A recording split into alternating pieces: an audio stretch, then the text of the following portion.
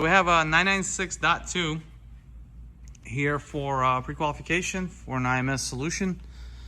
This is a pretty good example of what we do here to pre-qualify these engines. As you can see, the sump plate is removed as we inspect it for metal or debris or any potential starting failure. We also dissected the filter, didn't find any debris here, which is nice. But here's what's required for a certified installer to make sure the engine is sound before we put an IMS in, so the money is not being wasted and for potential issues possible such as cylinder scoring. So here's the list for a shop that pre-qualifies these cars that's a full certified IMS installer like Top Automotive. Right here we have a list that we go by, and as you can see, we perform camshaft deviations, interrogations, AOS is checked as well. Pretty much 11 pre-qualifications that need to be performed before we install an IMS. But that's really the biggest difference. Imagine you buying a car and you have engine work that's needed and you're not aware about it. You install an IMS, you just wasted money. So the biggest thing between the certified installer is obviously the knowledge and knowing how to do it properly the first time, pre-qualifying your car, and your car will have a certified bearing in it. So when you go to sell it, you're gonna get all your money back because that's one last thing someone's gonna worry about. Here's our cylinder that I'm gonna show. It's actually in very good shape. Absolutely zero scuffing, no scoring whatsoever. This is all cylinders, they're in this shape. Very nice example, nothing going on. It's really good. We actually checked them also from inside the sump, from the skirt area at the most rear section of the cylinder liner. On this particular one, we have no scoring, which is really nice. So going further, so we have the coil packs removed, and here's some of the items that obviously is part of the pre-qualification. Old coolant in here, which is the old school yellow-green coolant.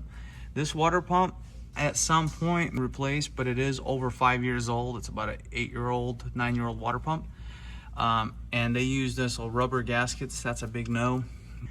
Does need to be replaced for pre-qualification. It's a 5-year, 50,000, whichever comes first. And the thermostat, same thing. Now we would upgrade the thermostat to lower temp so we can have a better cooling at constant speeds.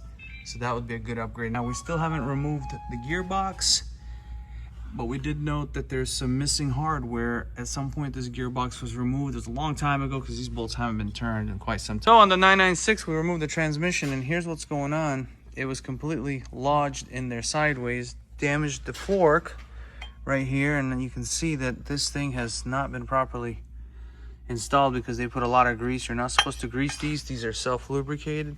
So it created some damage and also messed up the clutch. You can see the wear, so we're gonna take this apart in a minute and find out what happened here. Sometimes these clutches get installed at some point and just need to be done properly. So that's what we're gonna do next.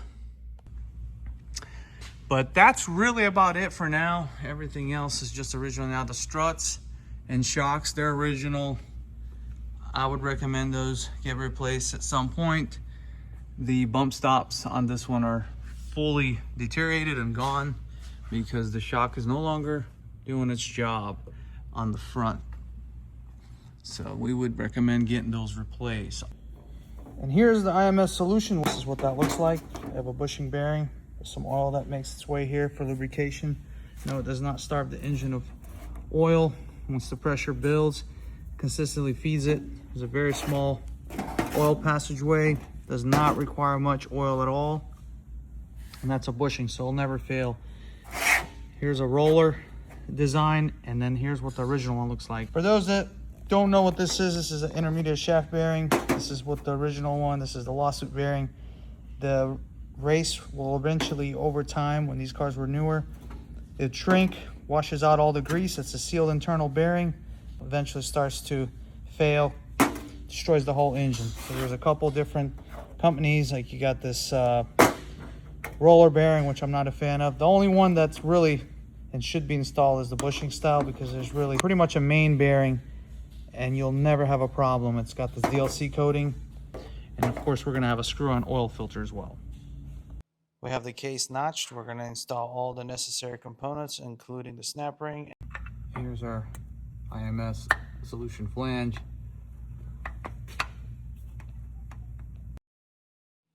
We are now finished with the IMS solution installation. This is the process. Thank you again for watching. Please like and subscribe.